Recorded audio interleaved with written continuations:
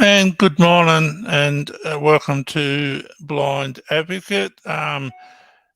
We didn't have a stream last week. We had some work going on here at home. Our new reverse cycle air conditioning was being put in. So we couldn't stream last week. Um, Everybody knows that I applied for assistance in an accessible part of the uh, reverse cycle air conditioning, um, and that was denied twice. And I have all intentions of lodging an appeal to the tribunal.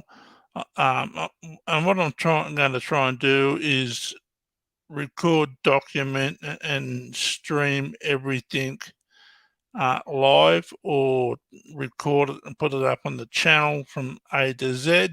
So everyone who's thinking about going to the tribunal can see, what it's like, what you have to go through, what you need to do to get prepared, and what the actual tribunal process is like. I have done it once before, but I'm seeking permission from different organisations to be able to do this. So hopefully, I can get everyone's permission before I lodge my appeals to the tribunal, which I think is extremely unfair. Anyway, on Facebook a few days ago, it came up that a wheelchair Olympian, Natalie Curtis, passed away. There's a story I'd like to share with you regarding Natalie a little while ago, and this is on Channel 7. So we'll just play that first, and then I'll just want to have a few words to say at the end of it. So, yeah, if we can display that, please, Chris.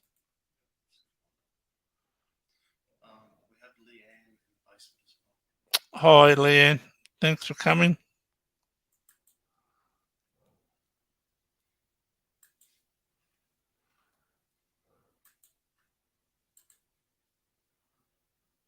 The humiliating moment Natalie Curtis never thought would be part of her special birthday trip. I've never had to pay to use a chair in any of my travels. From Townsville to Singapore, Natalie got on and off planes using a wheelchair provided by Jetstar until she arrived in Bangkok. There was a language barrier, and when we arrived, there was a lady with a notepad saying that we had to pay something for a chair.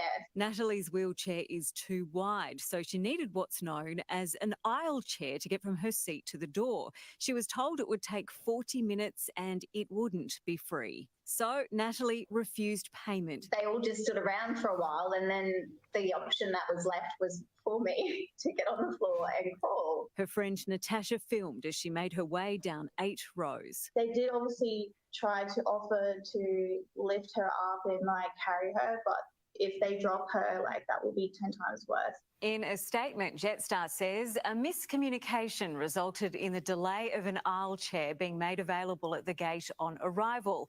At no point was an aisle chair withheld due to a request for payment. Didn't really comprehend it. I'm like, no, I'm not paying to be able to get off this plane. Natalie has been offered a full refund of her flight and additional compensation. It was, extremely humiliating. So I definitely don't want anyone else to go through what I had to go through. Shining a light so it never happens again. Katrina Blowers, 7 News. That's it. So just end it there.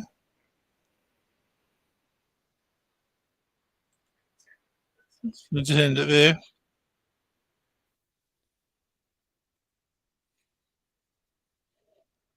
You just stop that, Chris. Yeah, that's right. Yeah, a few issues. That's okay. Look, refusing to pay and choosing to crawl from her seat on the plane to her actual wheelchair took a lot of courage. It's something most people probably wouldn't do. They probably just given up and paid and did whatever they were told to do. But Natalie chose not to pay and to degrade herself by crawling from her seat on the plane to a wheelchair at the door. Now, very little impresses me in these sorts of issues, but what Natalie done took a lot of courage. She has more backbone than a lot of people will ever have in their whole life. And she did this not just for herself, but for every other person who uses a wheelchair getting on and off planes in Australia and overseas. And like I said, she passed away a few days ago. Um, it's really sad. She's left behind a young son. Yeah, my heart just goes out to her family and her moral and ethical stance on doing this should be applauded, but she's no longer around to um, see any future benefits from her stand. But what a person! Yeah, we need more people with disabilities to stand up and to do things like this to let everyone know we're not just going to sit in a corner anymore and be quiet or be put away in institutions or you know, locked in our homes anymore. We're out there in the community. Um, we deserve and expect the same rights as everybody else. So my condolences to Nathalie's family and to her young son. But wow, what a person for disability rights! What just yeah, inspirational. I take my hat off to her. She's more courage than most people that I know. It's yeah. I don't know what else I can say, but an elite athlete being forced to crawl, Jetstar, deflecting blame. That's what companies do. Um, but they offered her a full refund, um, which wouldn't make up for what she had to endure. But she chose the alternative, and I, for one, thank her for it. Um, yeah, so a little bit later, we're going to have Sarah Stiles. We're going to chat to Sarah about her disabilities and her production company and her life goals. Talk about her story. I think it'd be quite interesting. Um, yeah, bring Leanne up. Hi, Leanne. Hi. How you going? Oh, good. Interested in the chronic pain management, how to cope. Yeah, Sarah, when she comes on, she's coming on 10:30 our time, and we're going to talk about that. Um, I myself suffer with chronic pain, have done for a few decades with crushed vertebrae, T4 to T12. I was on fentanyl patches. Um, I'm going off them now and I'm using CBD oil to help manage the pain, which seems to be working really quite well. I don't know whether you've tried that or not. Have you No, tried that? I'm just on the painkillers Palexia IR and SR at the moment. Okay. And do you mind letting us know what kind of pain that is? That's a painkiller I've just been put on. I've got osteoarthritis, chronic pain in the neck, spine, and pelvic.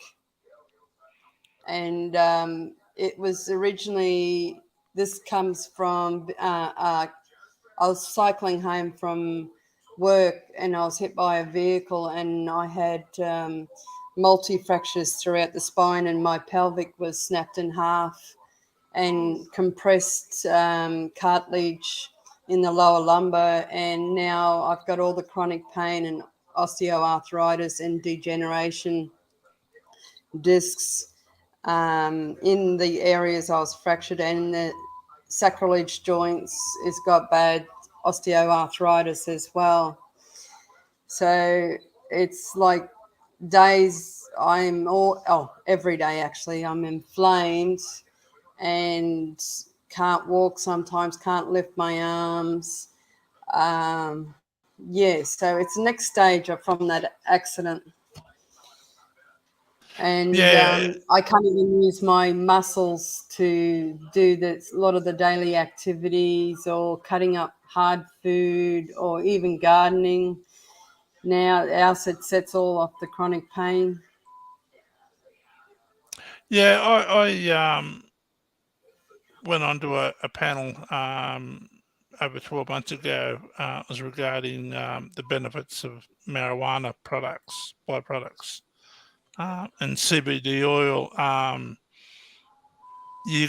take a couple of drops under the tongue twice a day. That helps with the pain.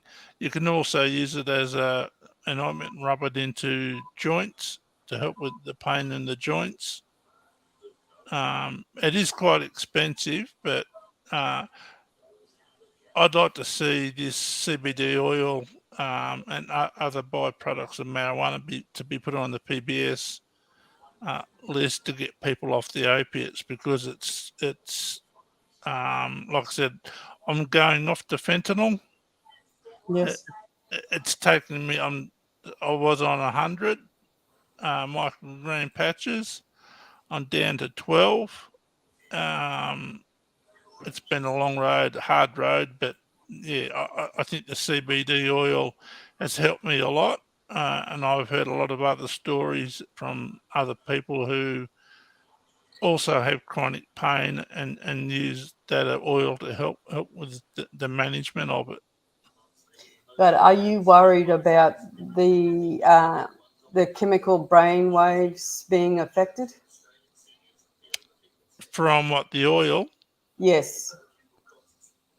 Uh, no, I've never seen any reports on that when I was looking into it. Mm. Yeah, because a lot of the talk with the painkillers, it's all about how it's going to affect your other organs, and but still, you got to find something that relieves the pain, because this is for the rest of your life. Yeah, well, I don't want to be relying on opiates, because once you're on them for a while and you become addicted, then your life revolves around it. Yes. You got to make sure you take the right dose at the right time, and um, you know, for a long time, when I broke the vertebrae in my back, in the thoracic area, I could hardly breathe. I couldn't move, couldn't walk. It was terrible. But over the years with exercise, I've got to stipulate that I've done a lot of exercise over the last 5 years. Like, started off with very gentle stuff and worked my way up. And yeah, so the fentanyl affects the brain in a different way than the CBD oil does. I know that. Um, so I'm not sure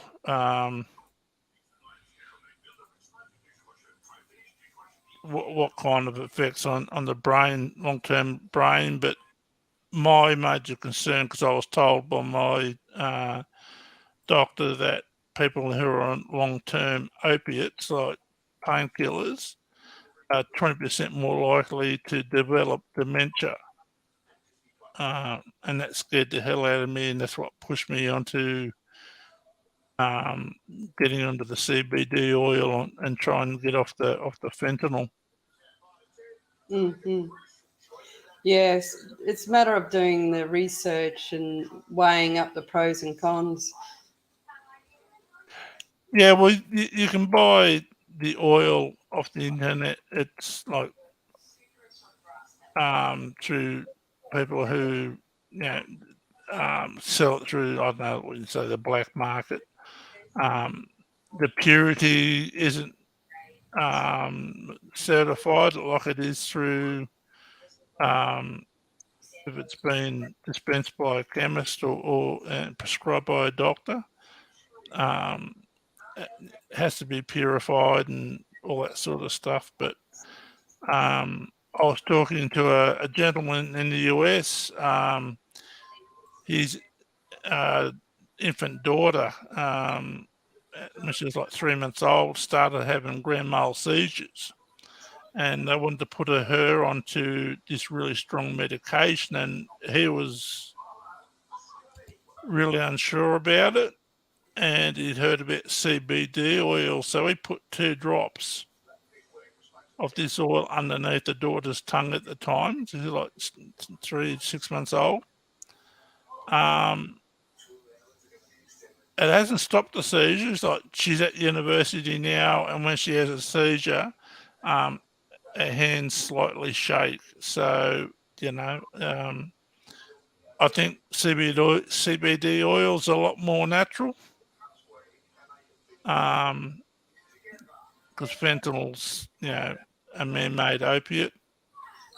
It's quite strong. So I think it's going to come down to people's preferences.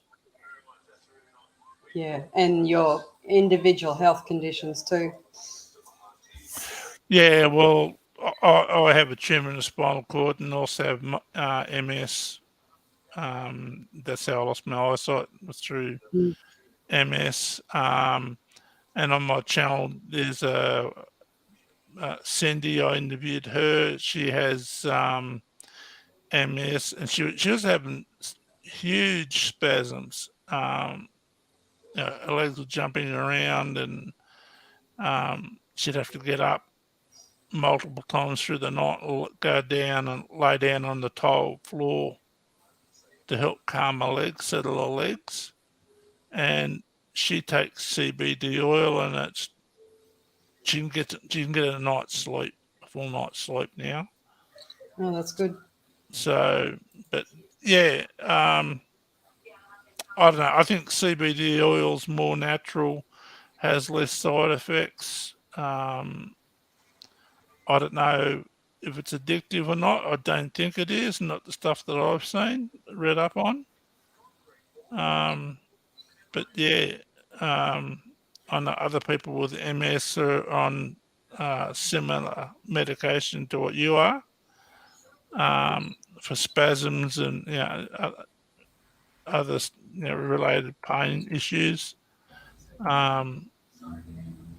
And their whole life just revolves around taking that medication. And I'm not saying CBD oil is a cure-all.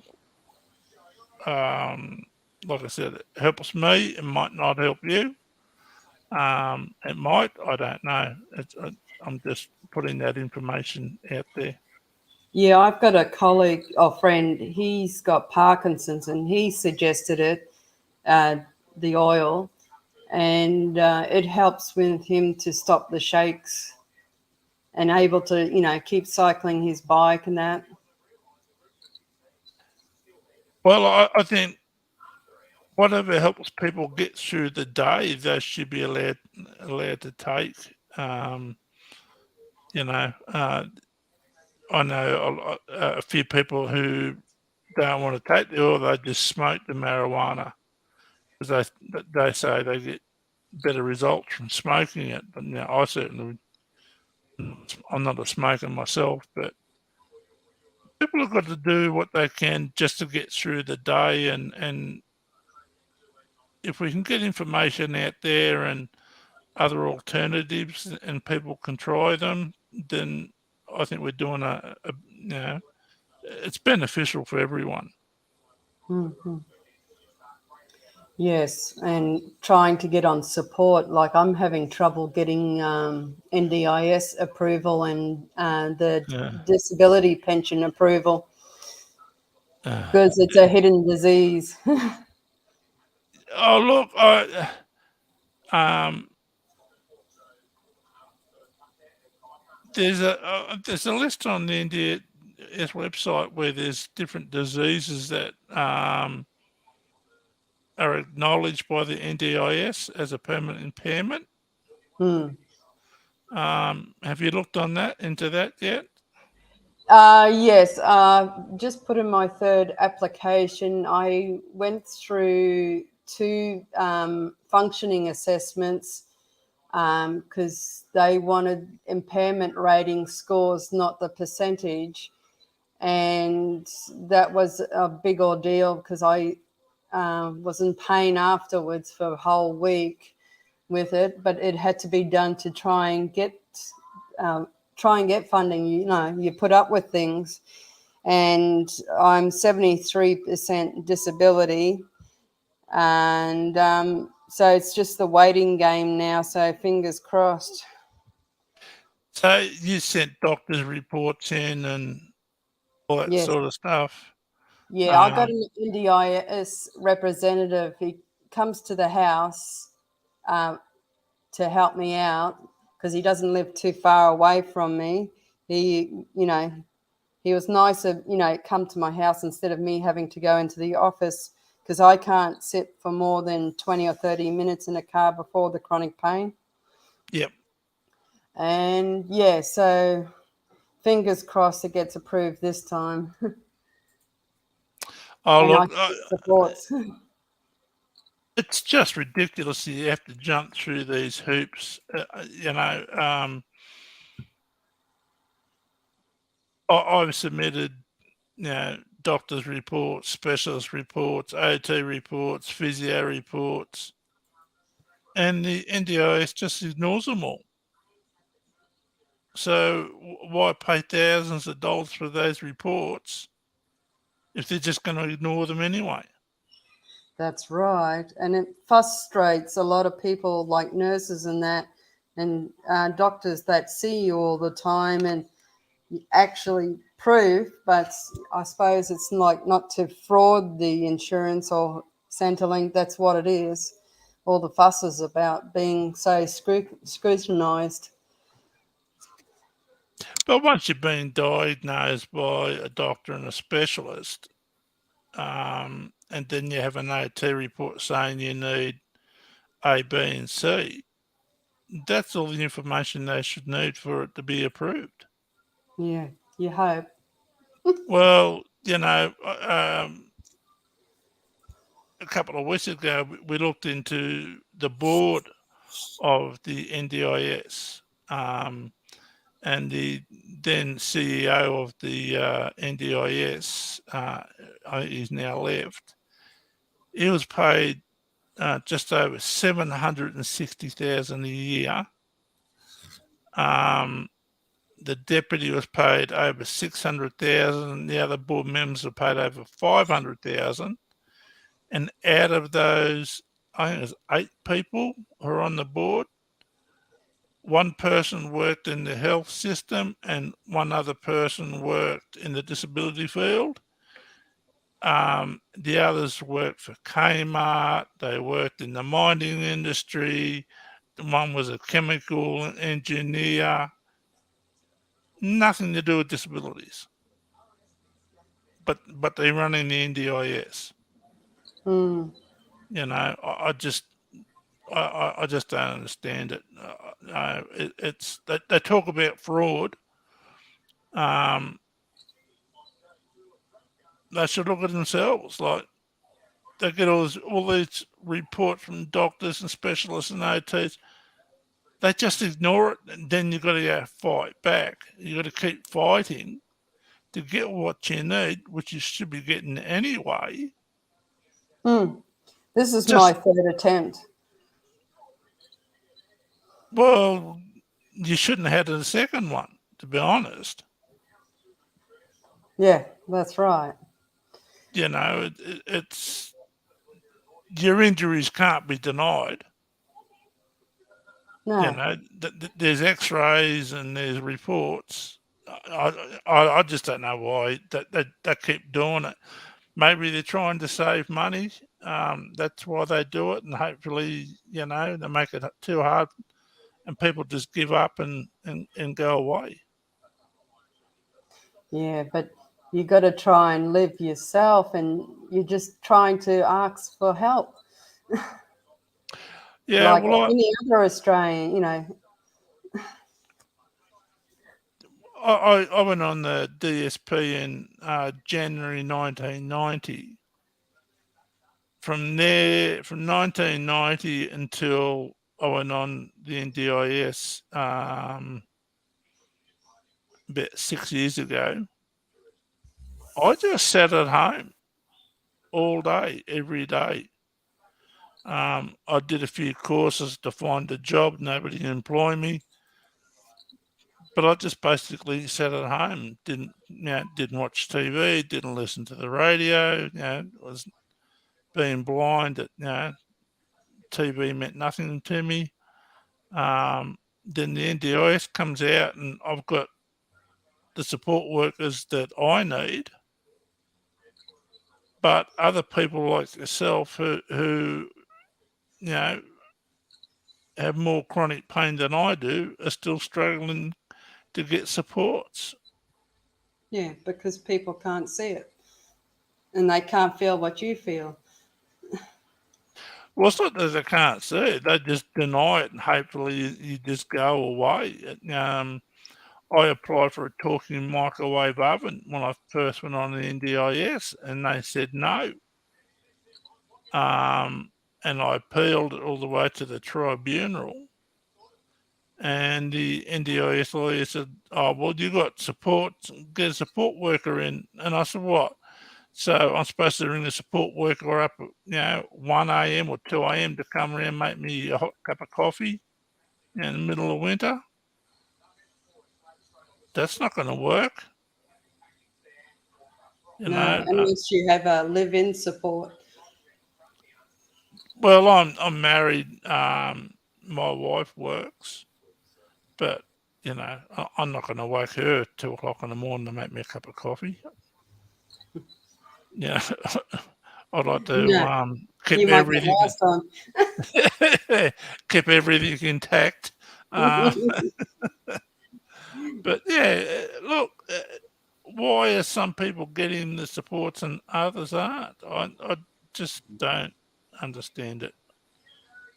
Yes, It's so frustrating, and um, I don't know. Do you know? Do you remember Steady Eddie? yes. I interviewed him a few weeks ago, um, and he reckons we need an oversight committee made up of people with disabilities to keep the NDIS and the federal minister in check. People that are actually going through it. Yes, Yes. yeah, as an oversight committee, and I think it's a great idea. Um,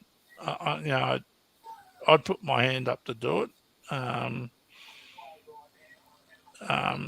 you probably heard while you're in the basement that I'm going to go to the tribunal because I live in Armidale in New South Wales, and it gets it can get down to -10 through winter.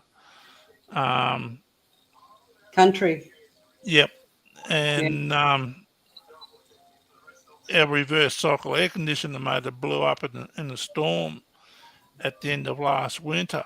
Um, and the basic system to replace it was $10,050. So I said to the NDIS, we'll pay for that. Can you pay for the accessible part so I can use it? It's an extra $3,500. And they said no. And I had OT reports and all that sort of stuff, doctor's reports yet again.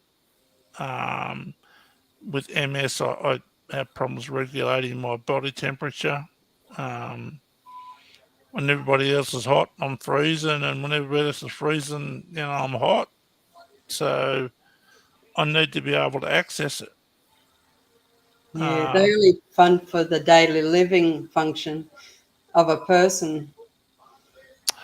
Well, being blind, I can't use touch pads.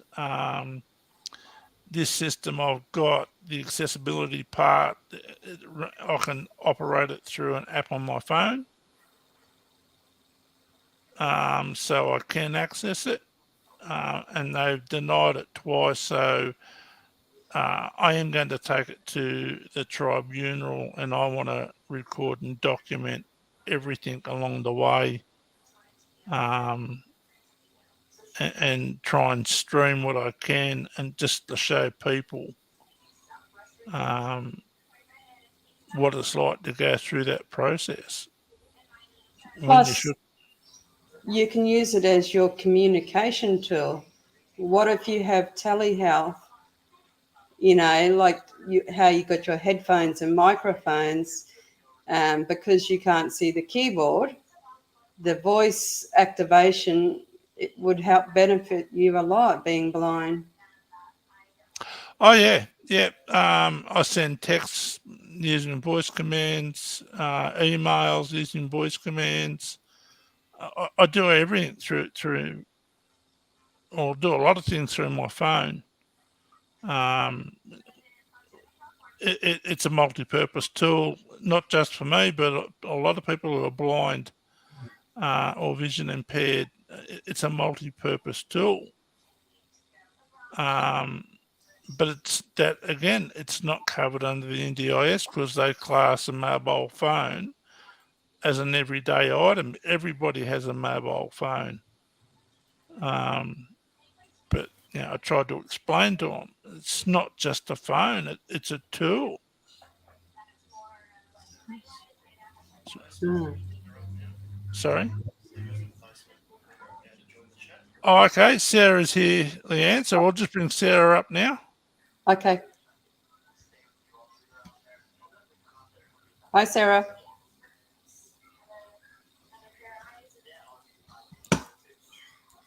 You there, Sarah?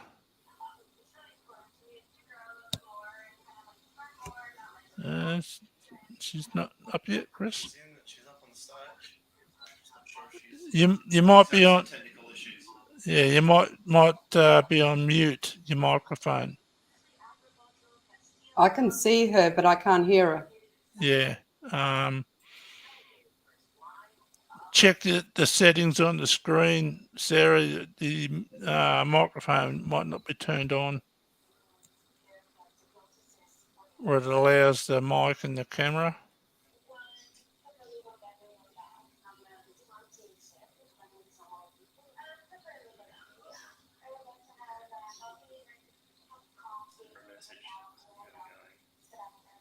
Yeah, okay.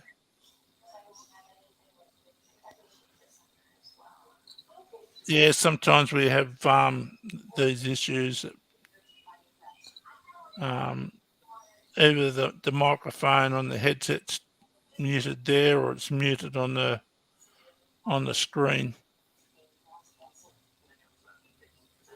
Did she allow access?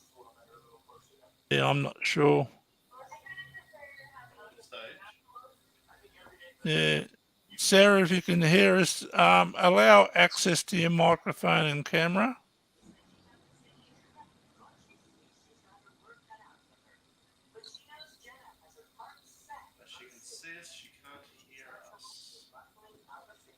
Okay. She got headphones like I got on, or?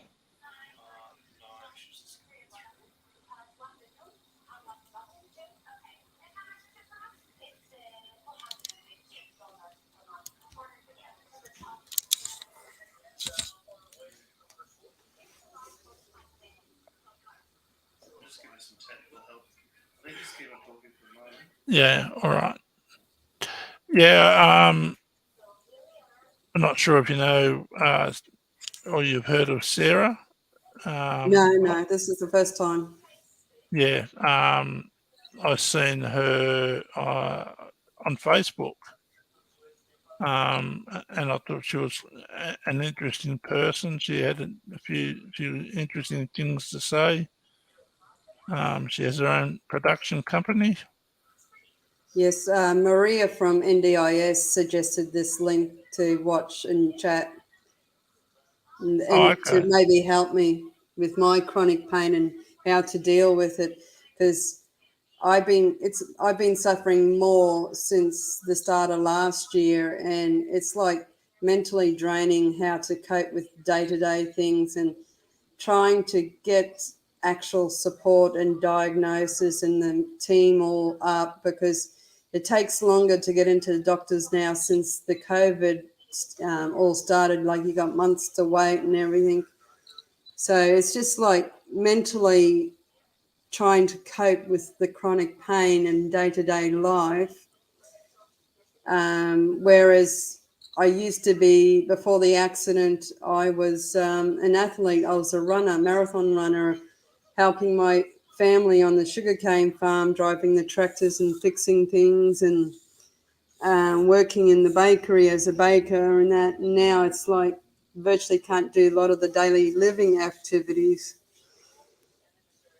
Yeah, look, I used to be into weightlifting prior to my tumor, because I went paralysed from the waist down.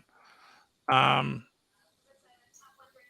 it takes a lot to adjust. I'm still, well, I lost my sight. I'm still adjusting to that, and I lost my sight in '98. And I did suffer with severe depression in the early 2000s. I was self-harming, all that sort of stuff. I had no one to turn to. There was, very little support. Um, back in the early 2000s. So I understand what you're going through. It's sometimes you just struggle to get your head off that pillow in the morning. Yes. You lead an active life, and all of a sudden, you know, you're bedridden or you're chair ridden.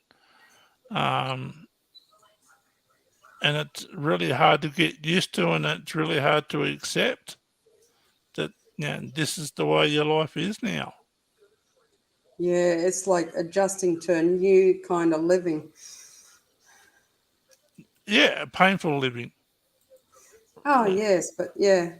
And yeah, sometimes you just say, I've got to put up with it. I've got a 14-month-old grandson, and it's like, can't bend over to pick him up. It sends off the sciatic. Can't lift him. He's three-quarters deaf, born that way. And so he does a lot of, he's very active. He's walking now, and he's fast.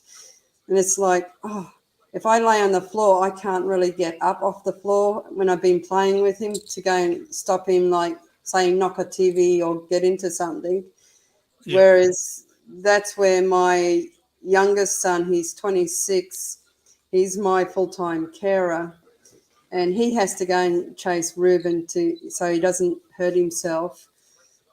And while I try and get myself off the floor, I have to get on my hands and knees and then get myself up. Because when I'm swollen in the thoracic, especially where, the lumbar spine joints the pelvic, I can't walk then if I'm very inflamed. And I can't walk more than 100 meters, and that's where I have to use a wheelchair, especially when going out. And it's just mentally difficult. Like, you used to be able to do that. Why can't my body do that? And it's like hard to, face that reality now. yeah, and you want to do it because that's what you used to do, and it is a hard thing to accept, um, and it does take a while to get over. Um, I don't know, is Sarah still there, or? Still with Sarah, she's just having difficulty. She can't hear us, so she's just having a look to see if she can hear the stream through Facebook. Okay.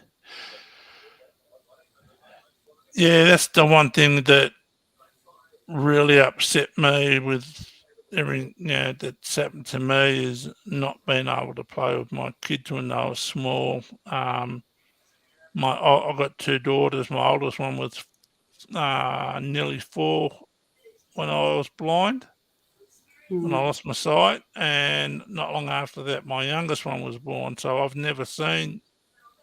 Oh, My, sad. it is, and I feel guilty, like it's my fault. But they Um, still love you no matter what. oh, they do. And but I still feel guilty that I've never seen my youngest, and you know I'd go to them when they're to their sports events, but just standing there, not being able to see them and cheer them on, and you know it's hard. Like I said, I feel guilty, and um, yeah, it's something that I still haven't got used to. Mm. So, yeah, maybe when I have grandchildren, it'll probably even get worse. Not being able to see them. Uh, I suppose you just got to take like the beauty of hearing their voice and getting somebody to describe their facial features and maybe try and imagine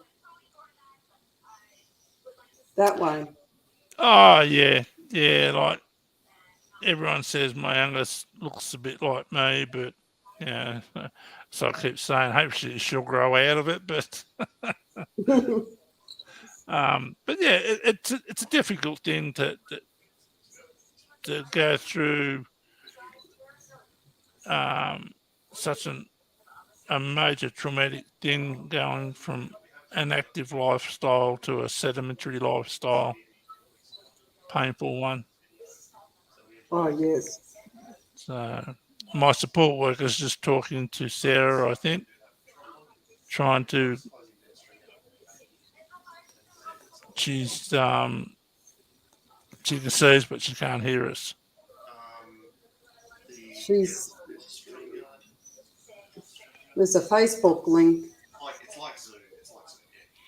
Yeah. So try just closing that and then going back in. Yeah. How did you come through, Len? Did you go through YouTube or through Facebook? YouTube. YouTube, yeah. And it has all the options down. After I accepted the stream, there's options down the bottom. It says mute, stop cam, settings, present with a monitor screen, and then the red circle with a cross says leave studio. And then it has blue writing beside that, like you can click on if you're having issues with a question mark. Okay.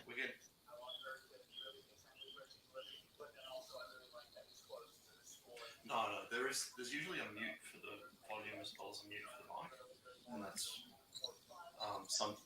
Yeah, sorry, I'm just listening into what the support Chris is saying to Sarah. That's okay. I'm trying to bring up her video on my Facebook that's on my phone. See if I can get her that way. You seem to be a lot more tech savvy than I am. 50 and my boys are tech savvy. Yeah, my girls are really tech savvy. They just, how do I do this? They get angry with me, and you just do this and do it like this, and yeah, but I can't do it. It's a generational thing, I think. True. So I just recently turned 59, and I used to be quite good with computers, but they just got so technical and have so many different functions that I've just lost track of it now. So Yeah, you just got to keep at it all the time and somebody to talk you through it.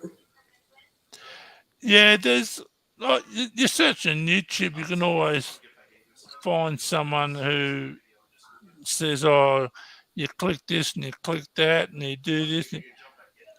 That's all right, but for someone who's sighted, but for someone who's not sighted, it doesn't mean a thing. So, but yeah, She's not on the stream. But it should work through Google Chrome because we go through Google Chrome. Right. she might have to drop out and then get that link and come back in again. Yeah, she's trying that. Okay. Well done. Yeah. Yeah, I've been on a lot of panels. How are we going all to over. do audio? I need to hang up? Or... Oh, here you go. I can hear her. Oh, I can hear you. Woo! Yeah, you got it finally. Hooray. Welcome, And I Sarah. just got you on Facebook, Sarah. Oh, I could hear you on Facebook, but then my video disappeared, and then you couldn't hear me. And Oh, it's good to have you. You finally got here. yeah, nice to see you. Yeah, well, thanks for coming. We're just talking with Leanne about chronic pain and all that sort of stuff. So, you just want to tell us a little about yourself, Sarah? Yeah, sure. I have hypermobile Ehlers-Danlos syndrome, and I have postural orthostatic tachycardia syndrome, otherwise known as POTS. It's a type of dysautonomia, a condition that a lot of people have gotten post-COVID, actually. I have it in relationship to the EDS because they commonly occur together. And then because the EDS, it's a connective tissue disorder, so it's given me, it's caused scoliosis, hearing loss, vision issues, and a lot of, there are issues with internal organs and stuff. So obviously pain is an issue that comes along with EDS. POTS can also cause it due to lack of oxygen in the tissues. And with that lack of oxygen, that becomes painful. The most common pain with POTS is called coat hanger pain because it's the base of the spine going out to the shoulders and it looks like in the shape of a coat hanger. Okay. Yeah, so I've got that under control now, which is good. Can you hear my son at all? Or can you just hear me? Just you. Oh, Just that's you. good. That's Yeah. good. Yeah, We're parents anyway. yeah, I'm lucky because I finally found a cardiologist who understands dysautonomia, and with the right medication, because lifestyle hacks alone weren't working. I now don't have the coat hanger pain anymore. It's brilliant. But with the EDS, obviously that causes pain because the body is made up of fascia, which is connective tissue, and it surrounds the muscles. It's all through the inside of muscles. The best way I heard it explained was, imagine you've got spaghetti and some cling wrap, and you grab some, just a few bundles of spaghetti and wrap them up with cling wrap. And you do that with a few bundles, and then you bundle them all together and wrap them up with cling wrap. And if the spaghetti is your muscles and the cling wrap is your fascia, that gives you an idea of upset fascia can cause a lot of issues, even with the muscles, when there's nothing wrong with the muscles, and that's kind of what's going on for me. So, Yeah. how do you deal with the pain? Okay, so it seems to me that people with EDS can have one or two things. My son and I are very similar because this is genetic. We're very similar. We can actually use lifestyle hacks to manage the pain. We're very fortunate that we've been given a lifestyle to be able to do that. if we were forced to work, so I'm on the disability pension because of EDS. If we were forced to work, then we would be in chronic pain. Thankfully, because we're able to rest a good half of the day, EDS it puts little micro tears in the muscles every time you do something. So it's exhausting as well as painful. So we need a lot more rest than the average person. So because my son and I have been given the opportunity to have that lifestyle where we can, that dramatically decreases the pain. I also do exercise physiology once a week. I don't exercise on my own because of the risk of injury. So I do a really, really good workout with a physiologist once a week. Physiotherapists have always hurt me, and most people do cause damage because they don't understand connective tissue disorders. Even if they're trained in hypermobility, a lot of people are hypermobile without it being a connective tissue problem.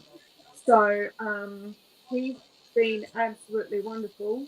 We take it extremely slowly, but after 2 years, I'm doing 20 squats with 17 kilos on my shoulders, so like with that bar. So we're definitely coming and getting stronger, which is good.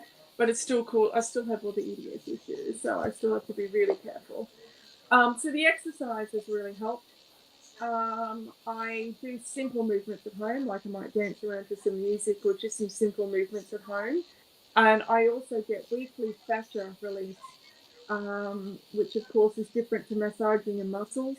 Massaging the fascia is much lighter touch, except that I've got my left ribs are covered in fascia adhesions, which is essentially scar tissue in the fascia. So that's painful and tough getting, like digging into them. But yeah, so with the weekly exercise physiology session, the weekly fascia release, that's made a huge, huge difference. I don't need the chiropractor anymore, and I'm not collapsing anymore. My knees aren't giving way, and the pain is dramatically decreased. So it's not constant pain anymore. It just comes and goes, and it's more momentary, and it's not as bad either. Yeah, It's a I, big one. I started doing exercise using an exercise physiologist about 5 years ago Yeah. to strengthen my back muscles. My specialist said because of the crushed and collapsed vertebrae from T4 to T12, if I don't strengthen those back muscles, I'm going to end up with scoliosis. So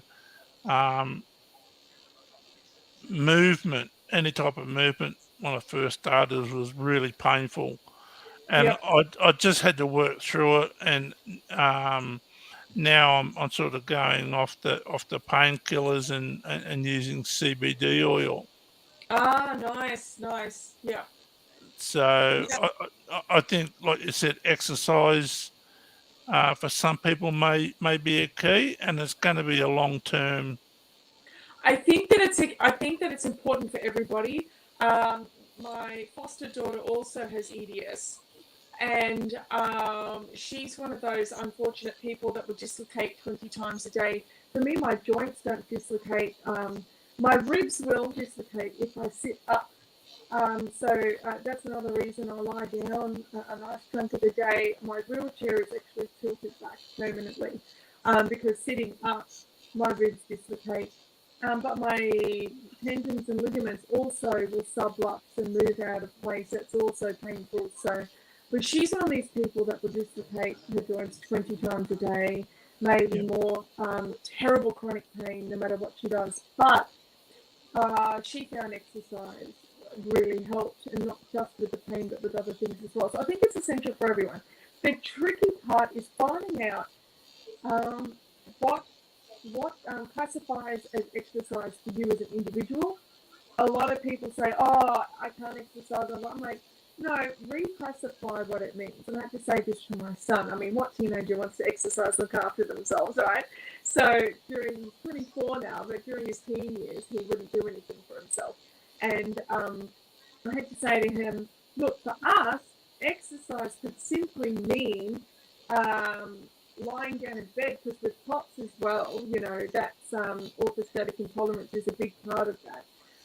So for when that was really bad as well, for me, exercise meant lying on my back on my bed and doing, you know, cycling in the air with my legs, or, you know, very simple movements and stuff in bed. Exercise at my worst also meant just getting up and walking to the toilet and coming back. That was a hard task. So I think we need to reclassify what exercise means for us and not take for granted what simple movements can do. When I first started using a wheelchair, because I can stand up and I can walk a little bit, so I would stand up to reach tall stuff and sit down. The act of standing up, you know, from sitting down over and over again, that's exercise. That has amazing benefits like increasing balance, which I have a problem with as well. My proprioception isn't great. And so let's not, you know, that's the first thing I say to people, don't underestimate of what simple movements can do, especially if you have a disability of any kind. The simple, easy movements are going to be the healthy ones. Because Yeah, that's what I have to do. You don't have to go fast. That's what I have to do. I have to do all the stretches and laying down exercises of the sciatic exercises and the arms. Whereas if I lift things, it just sends the pain off. And I have to do gentle exercises, and I can't sit on my bike no more because of the chronic pain up my pelvic and that. So I got a donut seat and a little pedal stand exercise bike in front of your chair, and that helps. And hydrotherapy as well, you know, in the swimming pool. Oh, hydrotherapy was brilliant. I loved that. But then the hospital wouldn't let me come back because they were afraid I was going to pass out in the pool. But I think you're right there, Sarah. Like even when you first start, just gentle. That's what I did, was just basically, you know, movements. You know, moving, you know, arms in different positions, and, you know, gentle movements. And over the like 5-year period, they start, you know, add a little bit of weight here and a little bit of weight there, and you know, it's helped a lot, but it took a lot to get there. But I think you are right. It's we need to reclassify, you know, what exercise is, and I think to start with, like you said, gentle movements, and just don't rush it. Take your time, and just try and slowly improve on what you're doing. Well, my physio says it's to keep your muscle memory going. If you don't keep using your muscles, you'll stiffen up and have more chronic pain, and you'll be more permanent. Say, if you have trouble with your spine, you're going to be more quicker in a wheelchair if you don't keep those muscles exercised and the memory of the muscles going. That's right. And it's not just about, you know, getting into a wheelchair and, you know, like prolonging that, but it's also about when you are in a wheelchair, it's a difference between whether you can self-propel or not. A lot of people have to be pushed. They can't self-propel. So a big motivation for me was, you know, in working to the best of my ability, was I want to be able to self-propel as much as I can. I can't always do it for as long as I want, but I will self-propel for as long as I can. And of course, that means now I've got to work on my shoulders and my upper back and everything as well, so that I can be as independent as I can in the wheelchair. But I found since I've been doing exercise physiology for 3 years, and this year is the first time I'm able to do most of them out of my wheelchair. That's great. So I think, but the other thing that I notice that happens with people is that you might be progressing and you finally get somewhere, and it's taken many years of hard work. And so then it's human nature to think, this is amazing. I can do this now. I can do that now. I can work out harder. Like, no, I can't.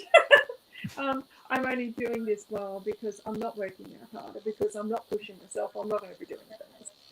So I still have to go slow, and I still have to, not just with exercise, but daily movements, daily chores.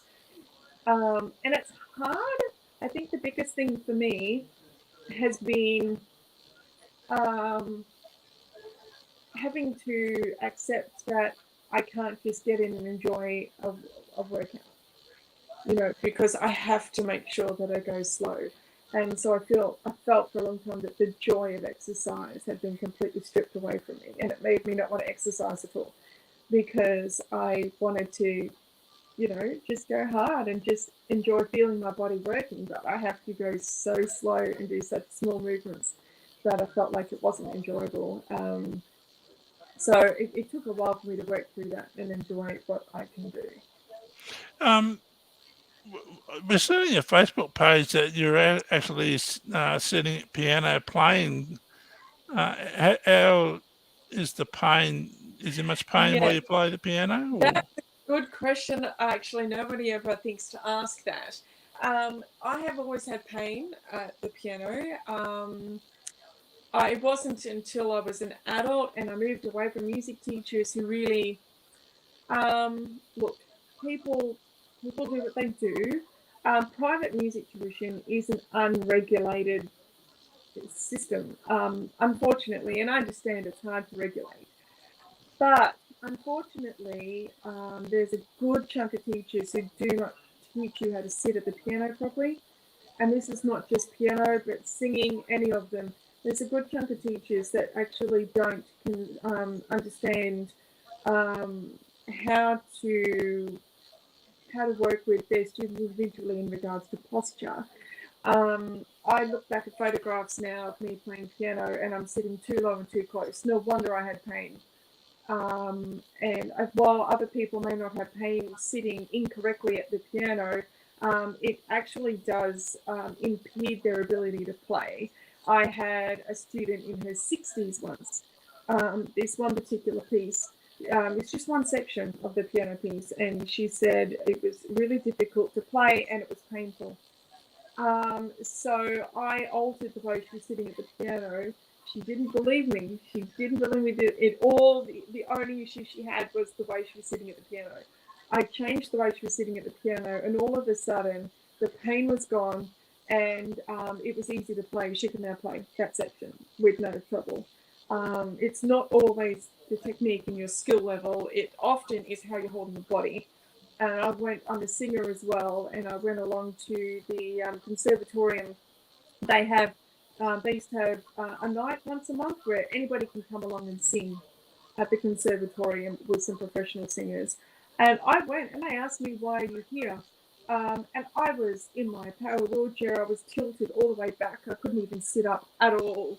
And I said to them, my physical disability really impacts my ability to be able to be upright, and I just wanted to make sure that these different positions that I have to have my body in don't impede my singing. She said, "No, your diaphragm's got plenty of space to move. You're fine." And that really sealed the deal for me. I really started then concentrating on, well, what is good posture? And it's different for everybody. And you'll find that just generally people, whether it be in music or whatever hobby, whatever vocation, everyone is just brainwashed that good posture is the same for everybody, and this is what good posture is, and that's not true. All of our bodies are different, so it's about finding the optimum position for your body, and that can change as well. If you're really tired, but you've still got some work to do, or you've got to go on stage and perform or whatever, then your optimum position, posture position, will change. So I think that this is a really good question and something that we all can think about. So when I play piano, what I've worked out is if I have to stool really high and my arms are coming down at an angle instead of being out flat, that actually prevents most of the pain. and it just stops pretty much all the issues that I have playing piano. There are still certain techniques that I cannot play, but there is just very few of them. So yeah, I managed to fix the pain issue playing piano by changing the way that I sit. Okay. So, Leanne, do you think with your exercises, like Sarah said, posture, different postures, the way you do things may help? Yes, I've got anterior wedging in the T12, and leaning over, like to do computer work, sets it off. But if I wear one of those collarbone, you know how when you break your collarbone, that figure 8 brace, Yep. if I wear that for an hour or two, it does relieve the pain because the bone is rubbing bone on bone. And leaning over, and because I got degeneration in my neck as well, and I had fractures there, I can't look down for too long. So 15 to 20 minutes would probably be the max, like typing on the computer. But then because I have osteoarthritis and sacroiliitis, and I had originally fractures in the tailbone, snapped down the middle of the pelvic, and lower lumbar was squashed and fractures. That's where I can't sit for too long on the chairs. It's got to be a donut pressure gel seat. But still, to sit for 40 minutes to an hour, I have to take a quick release Palexia painkiller just to do anything longer like that. But if I'm had a bad day and I'm still inflamed in the joints in my spine, it'll be less time. It'll maybe 15 or 20 minutes sitting down. Like I've got to rest, like I've got to lay down and put my legs up like Sarah does, like to take the pressure off those joints for a while to let the swelling go down. I find too that having my knees elevated, so I have not only is my wheelchair seat on an angle, but I've also got wedges under the cushion to lift my wheelchair cushion up a bit more at the front, because I find that if my knees are up to my belly button level, then that reduces so much strain and pulling on my body that creates pain. So again, posture, like it is finding those different things, isn't it? But then I can't do that for too long because that will cause pain in my legs. So it's about finding different things, like what you were just saying. Sorry, I don't know your. Did I hear your name? What was your name? Leanne. Leanne, that's right. Sorry, Leanne. Like what you were just saying, Leanne. I don't think it's healthy for anybody to be in one position for too long anyway, whether they're healthy, pain-free or not. So yeah, it's experimenting, isn't it? On your good days, on your bad days.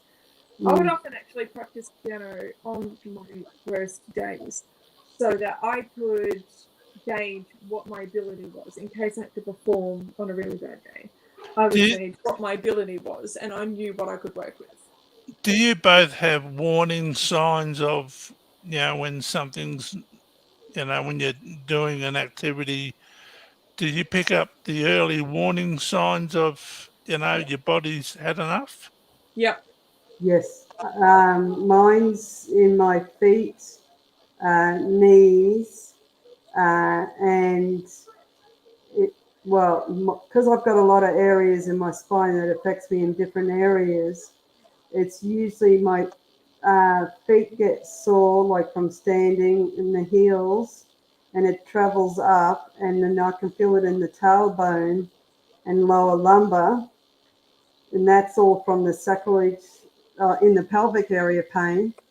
But then I've got it in my T12 and my neck, and that's where if I can't lift my arms, I'm not, or tingly feeling, I know I'm starting to get bad in my actual neck and spine. Like when I'm really sore in the T12, Like even when waking up, I can't breathe as properly because the pain's going around to the front of the ribs.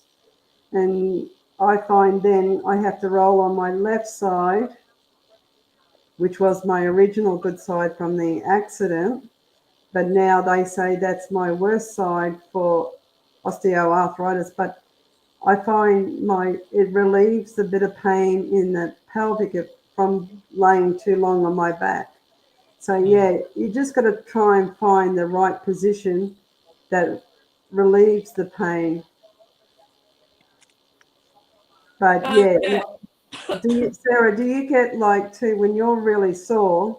Do you get tingling down your arms or back spasms as Yeah, well? so I get the I haven't been tested, but it really looks to me like I've got small fiber neuropathy because I get all of that stuff. I've got to be very careful the position I hold my arms in.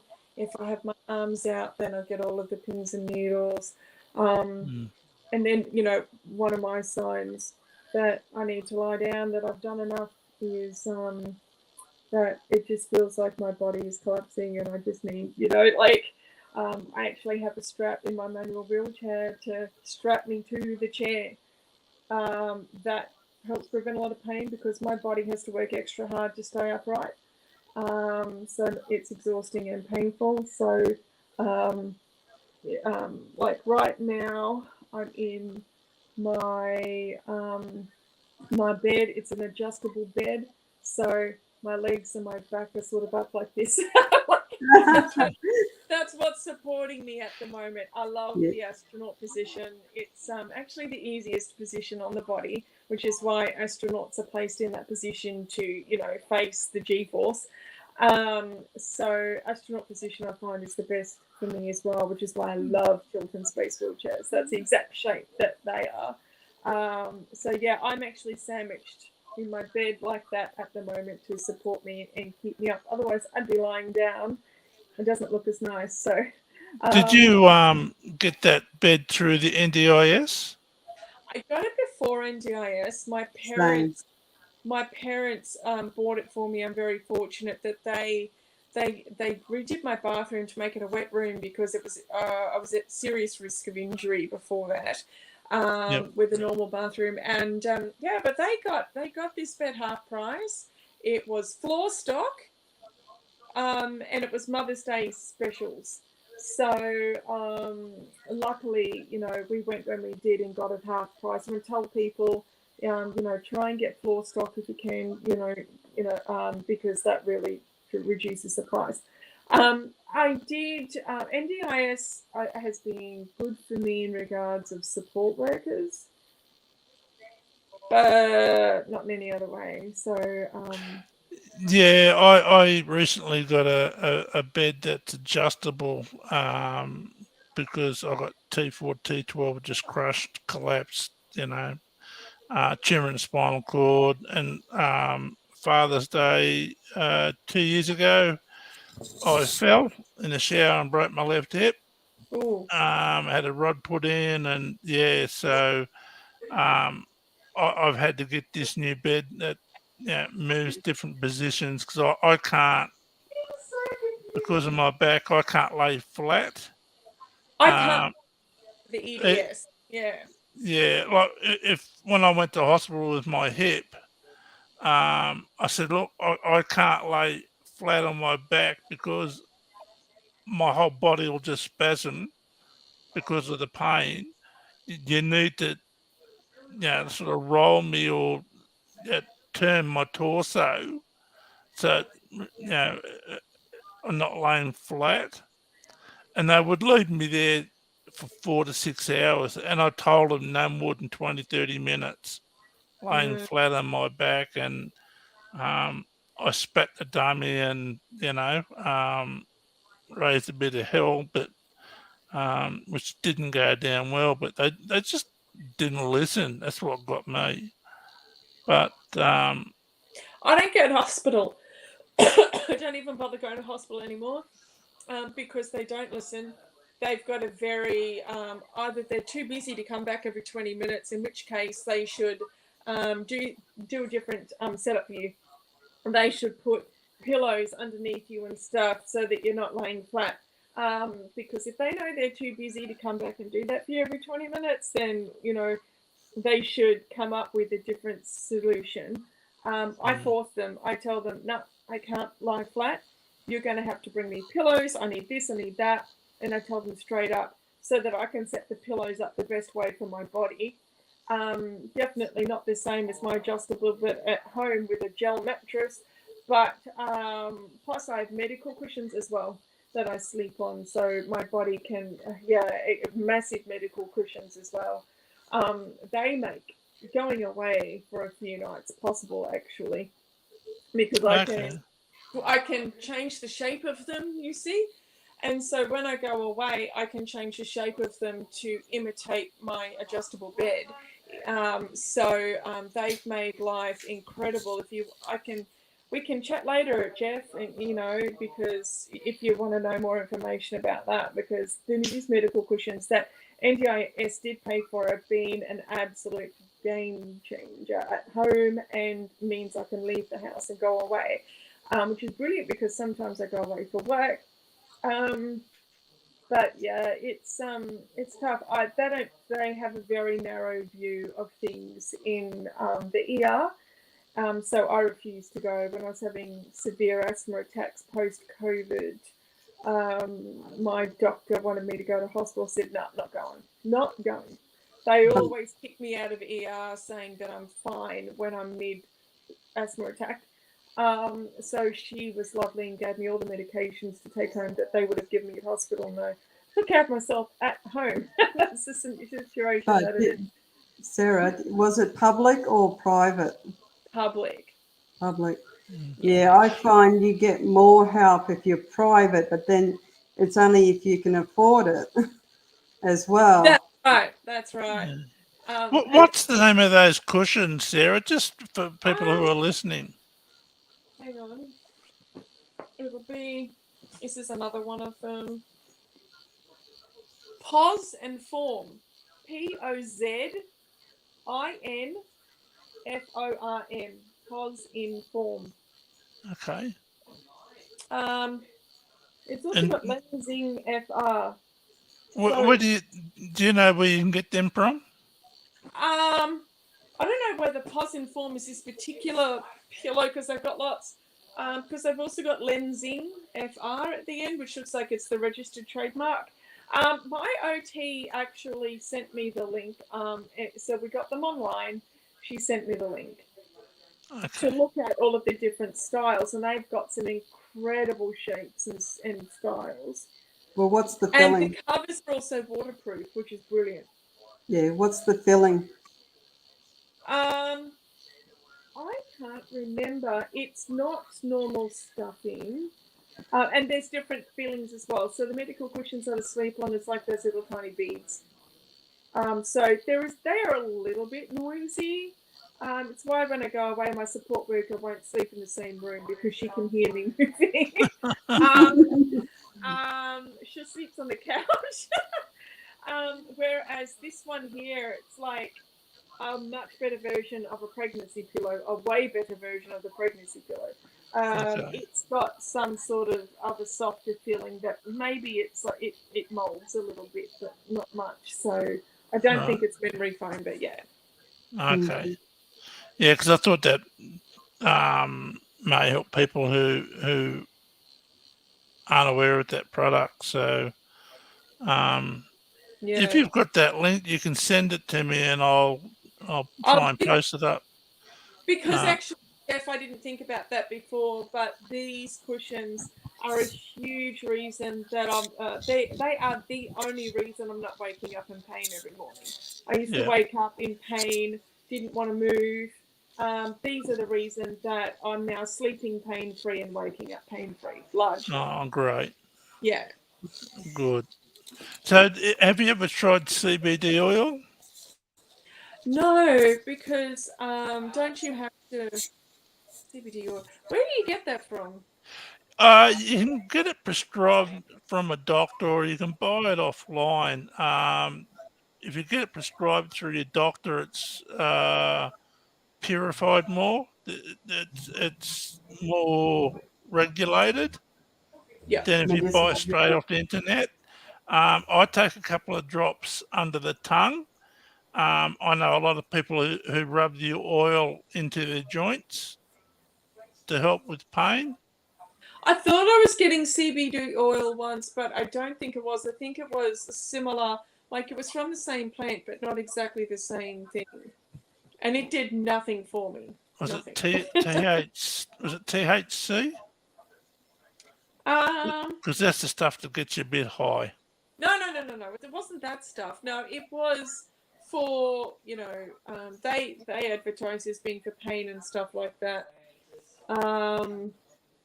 But yeah, that did nothing for me. But then I realized it was, I can't remember. No, that's all right. Because yeah, I got mine prescribed through a doctor, and it comes in from South Australia or Western Australia somewhere. Oh yeah. And I find it really good. There's only a certain amount of doctors that will prescribe it too. Yeah, a lot of the anaesthetists will, not a lot of them, but some will. A lot of them will say it's not been proven, but you talk to people who use it, and they all Yeah. say it helps. Look at these kids who are born with certain conditions and they have no life at all. They have the CBD oil and they're up like normal kids, other kids playing, living life. So, yeah. Yeah, I was telling Leanne before, I don't know whether you heard it. I was talking to a gent in the US, and he had a infant daughter, I was about 3 to 6 months old at the time, and she was having grand mal seizures. And Yeah. they wanted to put on this really strong medication, and it's, long-term side effects weren't too good. And he armed and ahed, and you heard about CBD oil, excuse me, and he put 2 drops underneath the tongue, and that was 22 years ago. She's just finishing university. When she has a seizure now, her hands just shake a little bit. It's amazing for seizures. I've heard these stories before. It's giving people a life. And I think that the side effects, like you said, long-term use of drugs, it's why there's the medication I take to make my stomach work. I don't take it every day because the long-term side effects are a real thing. And EDS makes the body respond differently to drugs. So in often cases, the drugs don't work or help unless it's really, really high dosage or just don't help at all. Or drugs often have the opposite effect on an EDS body. It's interesting. So caffeine will put a lot of people to sleep with EDS. It's so weird. So I do as much natural as I can, and I don't take the drugs daily. I tend to take the stomach medication when I'm going to have a big meal or it's high protein, or so that's when I'll take it, and I try and have small, easy to digest meals. So I'm not relying on meds like 3 times a day to make my stomach work, because I have to have them to drink water as well. So there's it's tough. But I used to. I got a phone call from Make-A-Wish Foundation many years ago now, and they one of the girls' wishes was to have piano lessons, and I was going to her house. She had the worst type of cystic fibrosis that there is, and normally, it's hard to say. You don't want to say, but normally kids with that type of cystic fibrosis pass away in their teens. And I met this mother later, years on. She was dancing as a teenager, having a full life as a teenager. And it's because her parents didn't rely on drugs. They did a lot of their own research. And because her case was so severe, she couldn't be entirely drug-free, but she had a lot of natural things. And so, yeah, she was off having a life. When she was on the drugs, she couldn't go to school.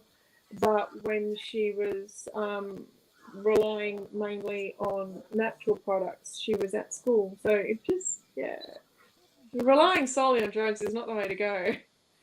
No, and that's what scared me to go into CBD oil. I told Leanne that my GP said that people who are on opiates for painkillers for a long term can end up with 20% more likely to end up with dementia. Oh, that's Uh, nice. that scared the hell out of me. That's what really got My me moving. grandmother has dementia. It's horrible. It's horrible to experience. It's Yeah, horrible to watch. That's nasty. Yeah. yeah, it scared the hell out of me. That's why I'm trying to get off these fentanyl patches. Um, it's been a long, hard road, especially the last 6 weeks with the withdrawals. It's been really hard to cope with, but I'm getting there. But um, you want to tell us a little bit more about your production company too, Sarah? Sure. So I started Wheelie Good Productions as a way to get equal opportunity for everybody. You know, I was thinking I'm treated as a liability. Nobody wants to work with me. Nobody on off the stage. So I thought, well, if I want to be able to perform, then I need to write my own stuff. And I've been a composer for years. Let's write our own shows. And my sister is a writer, director, editor. She's an actor. She's incredible. So together we make quite a good team. Let's do this. So we're still new. It takes 8 years to get an idea from conception onto stage and screen. So we've got a few more years to go yet before we've got all of these materials ready to go. We do workshops in the meantime, however, and we do some little performances in the meantime, singing, etc. But essentially, I realized that while the idea was getting people like me on stage, that everybody, no matter, you could have perfect health. Anybody working in the industry is worn out. They are at a much higher risk of suffering mental health issues because of how overworked they are in the lifestyle. It's a big problem. Everybody deserves the right to be able to maintain their health and well-being in whatever way that is required, regardless of who you are. And so we write stage shows and short films, and we work in a way that gives everybody the chance to maintain their health and well-being in this way suited for them. And there is a way. We're proving that there is a way to do that. So I'm finding it very exciting to be able to bring this to the world. The other thing that it does as well is with everybody on stage together, it breaks down taboos, it breaks down bigotry, and it breaks down societal conditioning. So that's the other thing that I'm very excited for as well. But we do Auslan as well, so it's not just for a hearing, the deaf community too. I'm about to sign two original songs, and I've been practicing them madly. I'm not fluent in Auslan yet, but I do know enough to be able to get, with a bit of help, translate some songs into into Auslan from English, and practice and sign some songs. So I'm about to do some sign performing in 2 weeks in Brisbane, which is very exciting. So yeah, we do workshops, musicals, plays, short films, and just provide whatever people want. I've had some interesting requests over the years. I had somebody ask me to make, because I was doing cosplay before, to have a semblance of a life, just have something outside of the house, and I made all the costumes. Talk about back pain. I got a lot of back pain from that. But yeah, people saw the cosplay. They want me to make them things. I always get my support workers' help, so I'm not damaging my health. But we've done a few things, personalised stories. So my favourite thing we're doing at the moment is we'll write a personalised story. You get the book, a softcover book. You get an original song to the theme, If you want the complete package, I can also make you the creatures. So if there's an animal in your story, what I do is I take caps, and with foam clay, I actually create the head on the cap. Adults don't wear them, children wear them, adults don't wear them. Adults tend to have them displayed. 2 years ago, I did one as a Christmas gift for a husky lover, made a husky head on a cap for her. Her father said it's her favourite Christmas gift and it's proudly displayed in her bedroom. I do those as well, so I can also make one of those of any animal that might be in your story. And then you get the audio book, and that's the way that you hear the song. And, and if you're in the deaf community, then instead of getting the audio book, you will get a video of it being signed. So, That's good. Ways of bringing joy to others. Yeah, I think society teaches us to view life, people, and even our own selves in a very narrow manner, which is unhealthy. Yeah, I think it's part of the reason that everyone struggles to connect. And connection is vital, absolutely vital. So they've proven that it's the opposite of addiction. Sobriety is not the opposite of addiction. Connection is. And if we could get society viewing things from that lens, everybody would be better off. Yeah, open people's mind, not a closed book. Yeah, I contacted Screen Australia recently about audio description for people who are blind or vision impaired with their movies and TV shows, because some of them don't have it, and they're doing an investigation on that. But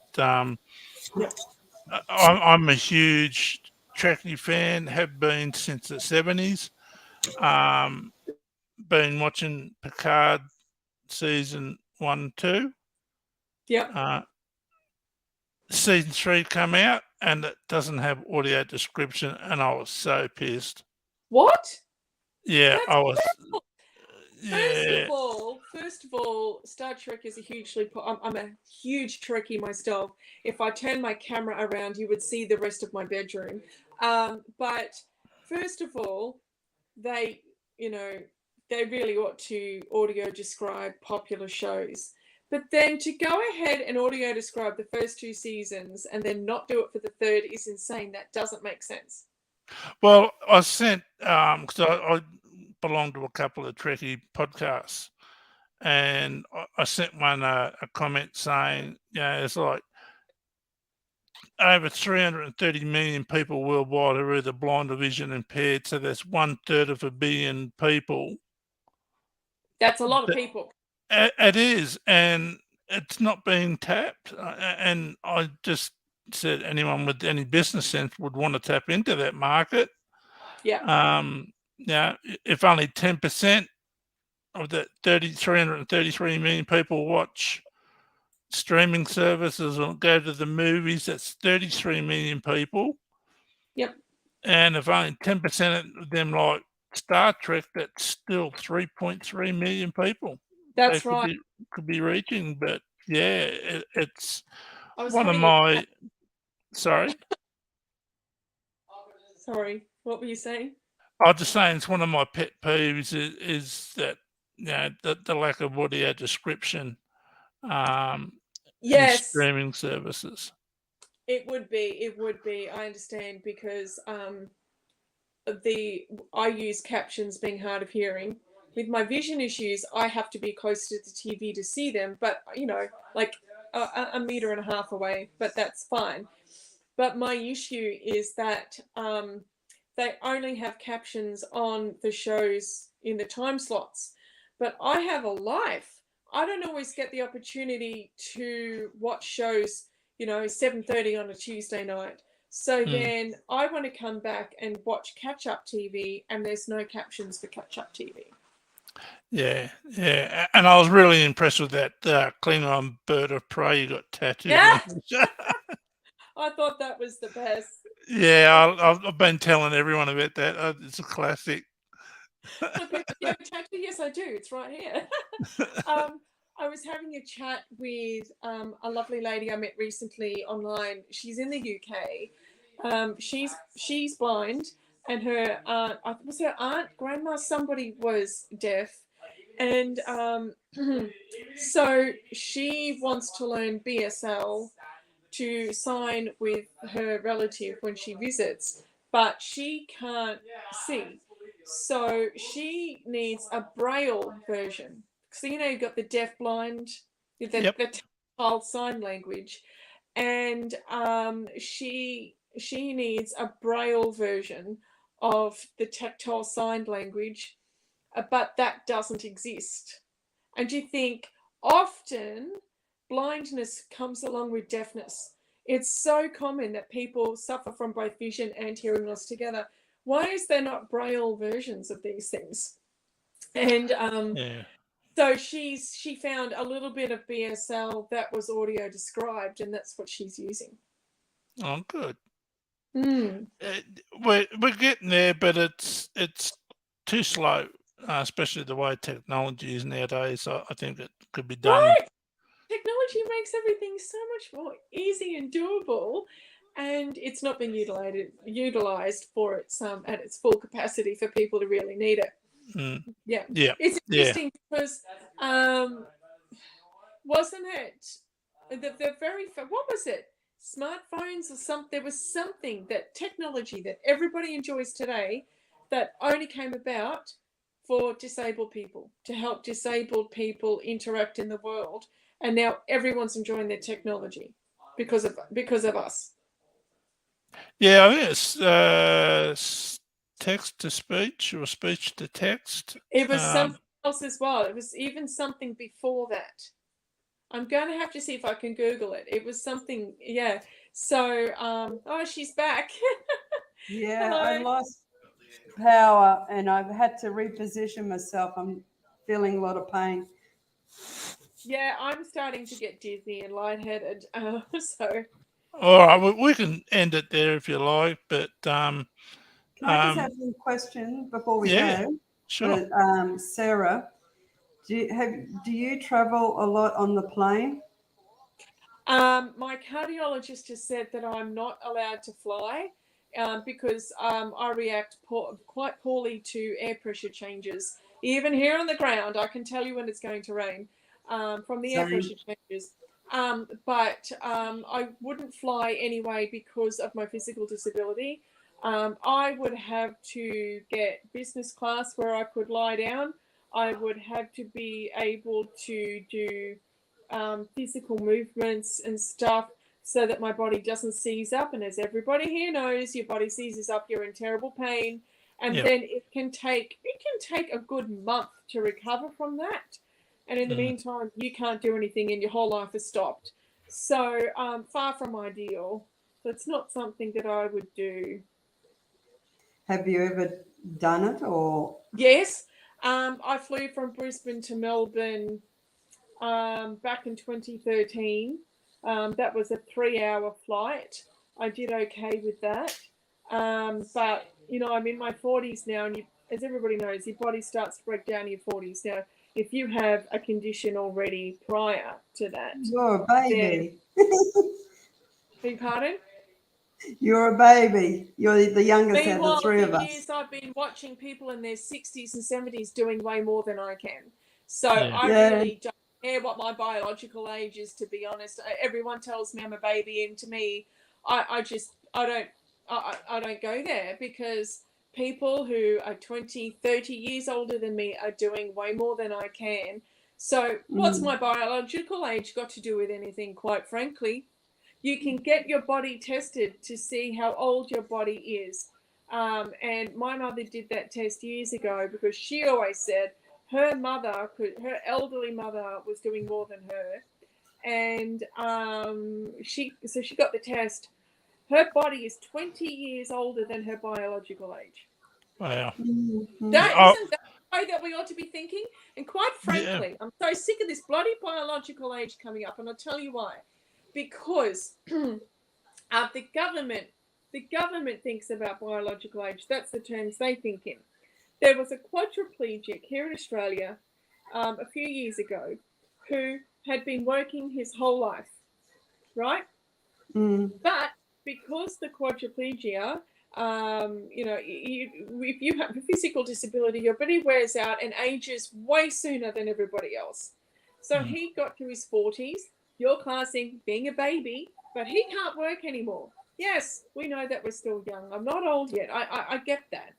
But he can't work anymore. So what's his friggin' young age got to do with anything? Centrelink refused to give him the pension because, well, he's been working all of these years, which means he can work.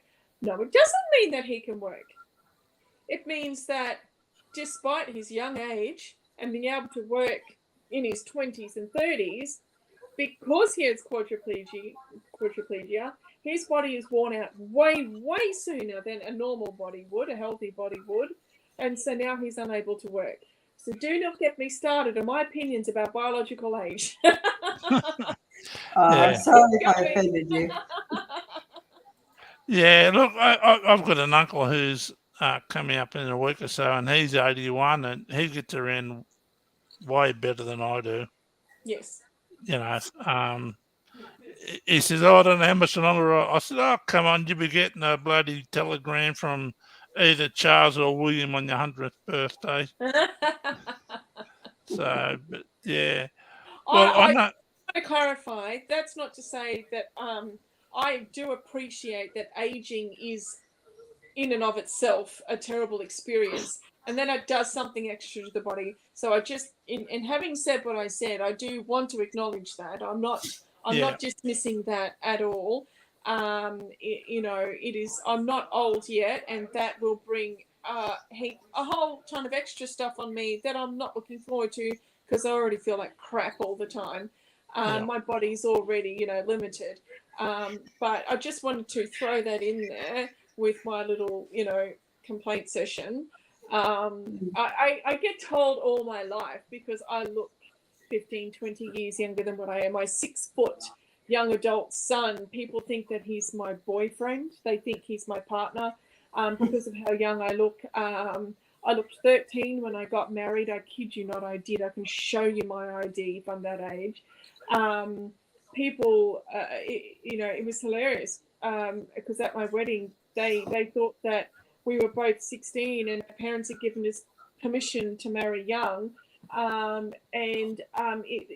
it also has caused a lot of issues, right? Looking so young, because I had a friend who was a quadriplegic himself, and he stated one day, like, aging itself is a disability. Yeah, because the body doesn't move as quick. It takes longer to heal. You slow down, your vision goes, your hearing goes. So and then you aging to an already disabled body, and you've got a recipe for disaster. I went to the optometrist and I said, my eyes pick up the tiniest little change, and glasses already don't give me good vision because my ligaments in my eyeballs are a constant state of flux, so they can never focus properly. And I went to the optometrist. I said, look, because of the EDS, I can sense the teeniest, tiniest little change in my eyesight, even when I don't need a new script. I can't see anything for 2 weeks and then they adjust. I said, it's been 3 weeks and I still can't see. She's like, oh, sweetheart, this time it's not the EDS. This time it's your age, So, stigma. You do. Everybody who hits 40 is aware that that's when your body starts to deteriorate. It should just not be doing it this quickly for me. But it's also genetics. It's not what? It comes down to genetics as well. Yes, but also the disability. My body has worn out way too soon. That's a very big part of it. Yeah. But I think we're all doing well to do what we do, and I think, like you both said, you're both starting to end up in pain and getting a bit lightheaded. So we can end it there. I'd like to thank you both for coming up. And if you could send me that link, Sarah, that would be good Yeah. when you got time, not straight away. That would be good. But I thank you both for coming and sharing your stories, and hopefully it'll help other people. Hopefully. Nice meeting you both. Okay, Same. thanks. Thank you, Sarah. Thank you, Leanne. Okay, have a good day. You too. Goodbye. Bye. I just want to say hi to Wayne as well, who's been listening and putting a couple of comments in, Jeff. Okay. Hi, Wayne. Sorry.